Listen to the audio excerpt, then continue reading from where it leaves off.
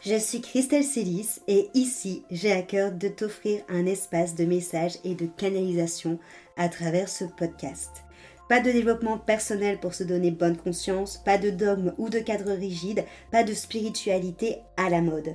Tu es au bon endroit si tu veux t'incarner pleinement, libre, en connexion avec ton âme et le divin et honorer ta puissance ainsi que le vivant. Je t'inviterai toujours à révéler ta propre vérité et ton unicité. Alors ensemble, découvrons les énergies qui t'entourent et les messages de ton âme. Installe-toi confortablement et que l'épisode commence. Bienvenue dans l'épisode du jour, je suis Christelle Célis et aujourd'hui on va parler de liberté. On va parler de la liberté, mais surtout la liberté qu'on nous a vendue.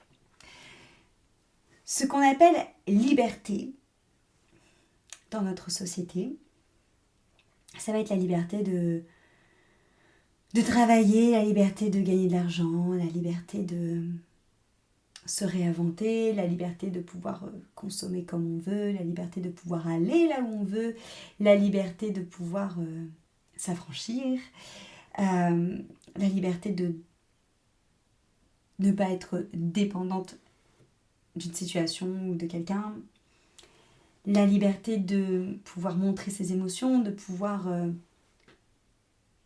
performer, de pouvoir aussi arrêter, la liberté de ne pas se sentir dirigé et la liberté de pouvoir être qui on est. Mais pour moi, il y a encore une erreur qui est faite avec cette notion de liberté, c'est de confondre la liberté avec une posture, avec un rôle, avec ce que l'on fait ou avec ce que l'on refuse de faire. Sauf que pour moi, la liberté, c'est pas un rôle, c'est pas quelque chose que l'on gagne, quelque chose que l'on choisit d'être ou quelque chose que l'on revendique. La liberté, c'est ce que l'on porte à l'intérieur de soi. Et c'est une liberté beaucoup plus profonde et qui peut-être n'a même jamais encore été touchée. C'est pas juste avoir la liberté de s'affranchir de rôle, d'avoir la liberté financière, d'avoir la liberté de posséder. C'est pas avoir la liberté de rejeter des choses qu'on attend de nous, de rejeter justement des rôles. C'est pas la liberté de pouvoir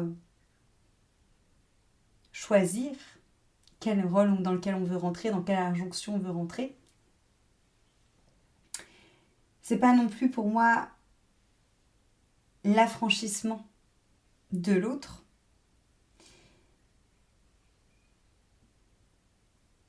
Et ce n'est pas non plus une revendication d'identité.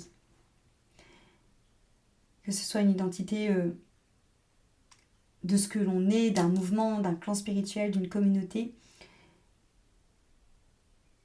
Une identité donne un contour et un sentiment d'appartenance. On a vu ça plusieurs fois ensemble. Et pour moi, ça, c'est pas être libre. Tout comme le fait de penser que la liberté, c'est s'affranchir de quelque chose ou de quelqu'un, ce n'est pas non plus pour moi une liberté, mais c'est une réaction à une blessure, une réaction à quelque chose qu'on a vécu, qu'on a expérimenté, qui potentiellement est là pour nous protéger.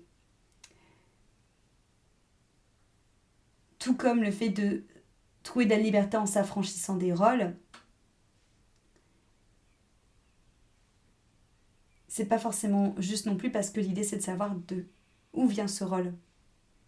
Est-ce qu'il vient d'une injonction? Est-ce qu'il vient de quelque chose qu'on a reconnu?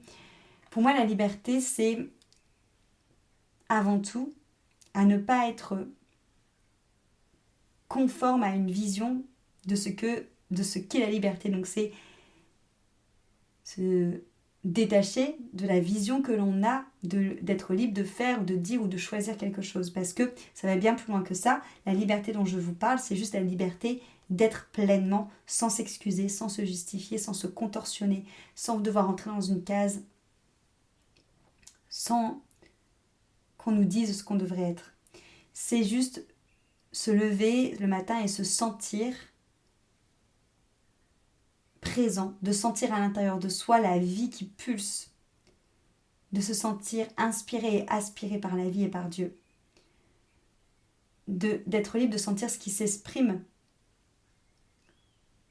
pas parce que c'est attendu, pas parce que c'est valide, mais juste parce que c'est vivant, c'est mouvant, c'est réel et c'est là. La liberté, pour moi, c'est honorer ce qu'il y a de plus profond à l'intérieur de nous sans se soumettre à un tribunal extérieur, un tribunal au dehors et même un tribunal intérieur, même parfois. C'est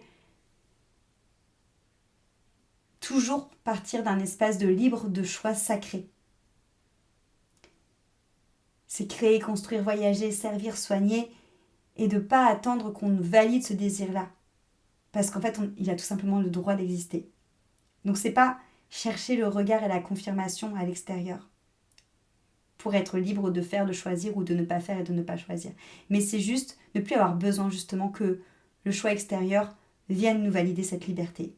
C'est juste être cette montagne stable, ancrée, verticale, qui n'est pas fermée mais qui est juste ancrée. Et être finalement son propre foyer à l'intérieur de soi.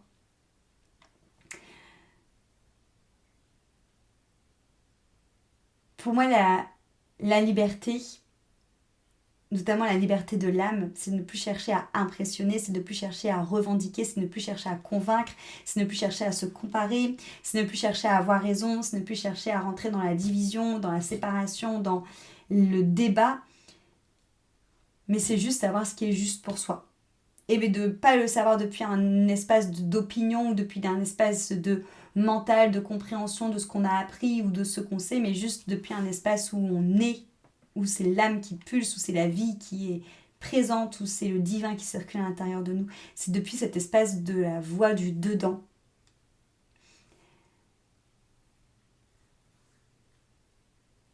Et cette liberté, du coup, elle met directement en lumière le fait que le plus grand conditionnement dans lequel on est enfermé en tant qu'humain, c'est d'avoir été déconnecté de notre voix intérieure qui nous relie à la liberté, qui nous relie à l'harmonie, qui nous relie à la paix, qui nous relie à l'amour.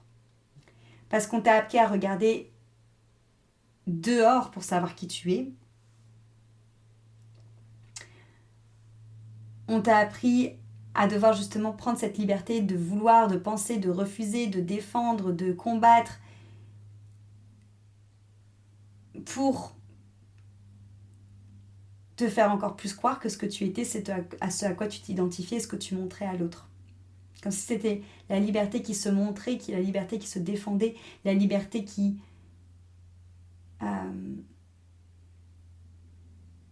j'ai envie de dire qui s'excitait aux yeux du monde, qui était valable parce que c'était ce qui validait ton identité. Mais la vraie liberté, elle n'a pas besoin de crier, elle n'a pas besoin de parler, elle n'a pas besoin de performer parce qu'elle est tout le temps constante, parce qu'elle est reliée à ton âme. Parce que cette petite voix intérieure, elle sait, elle se nourrit de la vie de Dieu qui circule en toi, de l'énergie vitale qui circule en toi, elle ne s'épuise pas. Et surtout, elle sait ce qui est juste pour toi. Elle n'a pas besoin de valider par l'extérieur. Elle n'a pas besoin de l'approbation des autres pour exister. Elle n'a pas besoin d'être reconnue.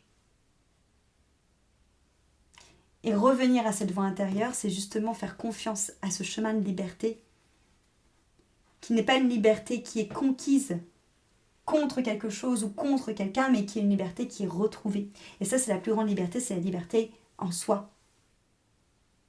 La liberté intérieure qui ne te rend pas solitaire parce qu'elle te rend encore plus disponible à recevoir de la vie, à recevoir de Dieu. Parce que quand tu n'as plus besoin que cette liberté, elle soit validée par l'extérieur ou qu'elle soit présente pour que tu puisses te faire approuver par l'extérieur ou que tu puisses encore plus asseoir ton identité à l'extérieur, quand tu n'as plus besoin de l'autre et de l'extérieur d'une certaine façon,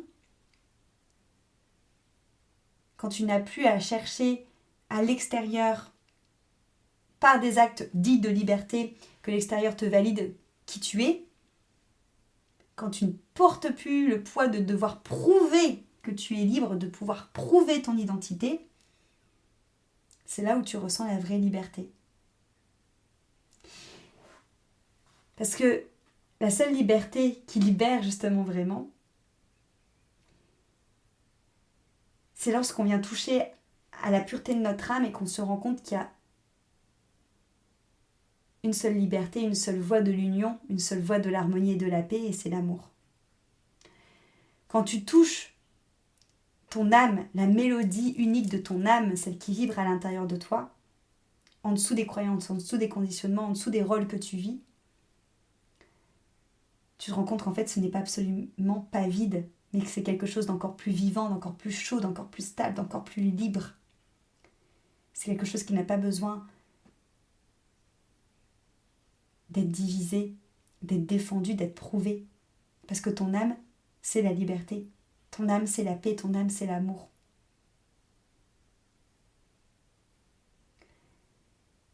Et ça va au-delà de ce que tu penses devoir montrer, valider ou approuver. Parce que c'est déjà juste en toi.